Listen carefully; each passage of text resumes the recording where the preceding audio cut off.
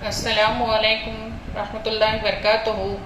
سوریہ Urdu primary school Nagar درنگر Nanded. تعلیم ہماری ہر حال میں جاری، اس مقصد کے تحت جماعت ششم مضمون سائنس سبق نمبر 4 قدرتی آفات کے دوران حسن انتظام، اس سبق کا مطالعہ آج ہم پارٹ فرسٹ میں کریں گے۔ پہلے ششم کے بچوں سبق نمبر 4 نکالیے، قدرتی آفات کے دوران حسن انتظام۔ بتائیے تو بھلا کون سے قدرتی آفات ہیں؟ ہم کو دیکھنے کے بعد فوراً معلوم ہو جا رہا ہے۔ نمبر 1، تصویر میں آپ کو کیا صورتحال نظر آ رہی ہے؟ نمبر 2، ایسی صورتحال میں آپ کیا کر سکتے ہیں؟ نمبر 3، کیا آپ کو بھی ایسے حالات کا تجربہ ہوا ہے؟ نمبر 4، ایسے حالات کیوں رونما ہوتے ہیں؟ پیارے بچوں، شکل 4.2 کلاری کا زلزلہ ہے، یہ قدرتی آفات ہے۔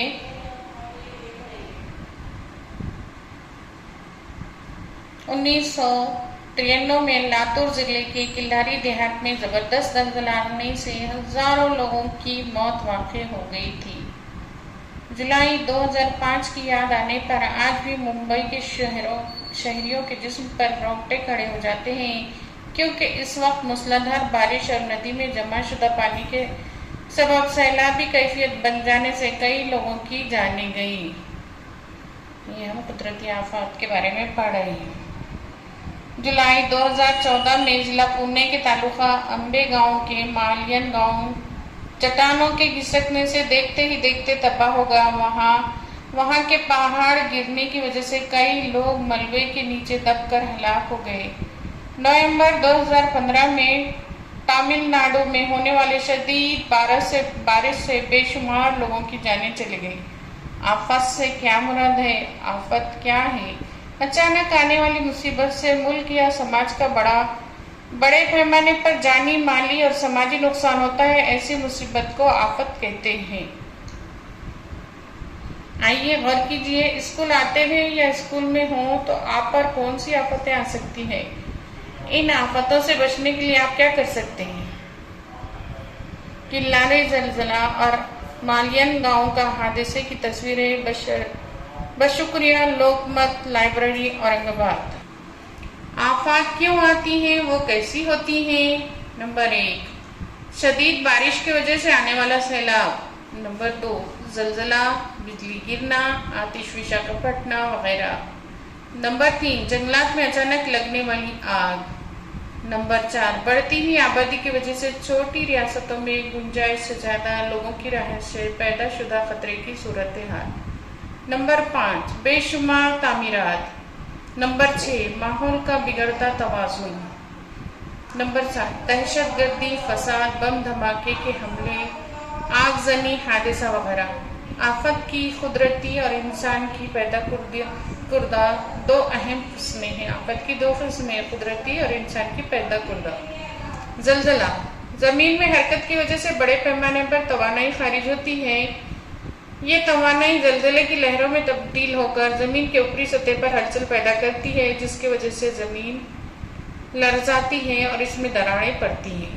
زمین کے خش کا اچانک زلزلہ ہی زلزلہ کہلاتا ہے۔ ایسا مانا جاتا ہے کہ زلزلے کی دوسری وجوہات کے ساتھ ساتھ کئی وجوہات کے لیے انسان ذمہ دار ہے، جیسے بڑے بڑے بند، کان کنی وغیرہ۔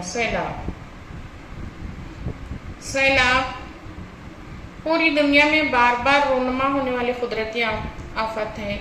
شدید بارش کی وجہ سے ایک مقام پر زیادہ مقدار میں جمع ہونے والا پانی ندی کے کناروں سے باہر نکل جاتا ہے تو سیلاب کی صورتحال پیدا ہوتی ہے۔ بہت زیادہ بارش ہونے پر بڑے شہروں میں پانی کی نکاسی کے ناکامی انتظام کی وجہ سے گڑھ بھر جاتے ہیں، پانی راستوں پر پھیل جاتا ہے اور آس پاس کے علاقوں اور گھروں میں داخل ہو جاتا ہے۔ سیلاب کے اثرات، بڑے پیمانے پر جانی اور مالی نقصان ہوتا ہے، زمین کی جھیج ہوتی ہے، فصلوں کا بے انتہا نقصان ہوتا ہے، سیلاب کا زور کم ہونے کے بعد بیماریوں اور وبائی امراض پھیلنے کی وجہ سے لوگوں کی صحت خراب ہوتی ہے۔